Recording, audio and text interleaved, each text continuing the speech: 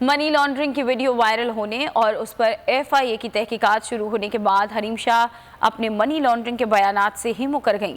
नए बयान में साफ ये कह दिया कि गैर मुल्की करेंसी के साथ वीडियो बतौर तफरीह के लिए बनाई, कोई गैर कानूनी काम नहीं किया। नए वीडियो बयान में अपनी बेगुनाही के सबूत के लिए गैर मुल्की करेंसी एक्सचेंज के अहदेदार को भी साथ मिला लिया।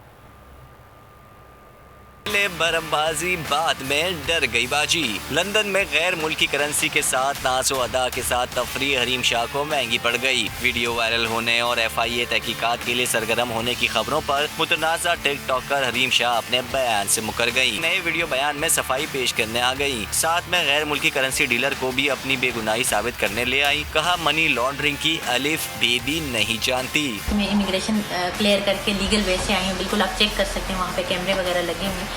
तो मैंने कोई मनी लॉन्ड्रिंग नहीं की और ना मुझे मनी लॉन्ड्रिंग के बारे में इतनी इन्फॉर्मेशन है। वीडियो में मनी एक्सचेंज अहदेदार भी जज्बाती हो गया। कहा, मनी लॉन्ड्रिंग कोई ऐसे होती है। हमारे पास इसके प्रूफ हैं, लीगल मनी है, लीगल हमने डिपॉजिट किए, मनी ट्रांसफ़र का हम काम करते हैं। कोई मनी लॉन्ड्रिंग अगर करनी होती तो शो ऐसे टेबल पे रख के हमने थोड़ी करनी थी। जो मनी लॉन्ड्रिंग करते हैं वो तो बताते नहीं है। वजाहती बयान के बाद टिकटॉकर की तफरीह अब क्या रंग इख्तियार करेगी, ये तो वक्त बताएगा। सब्सक्राइब करें और बेल दबाएं ताकि कोई खबर रह न जाए।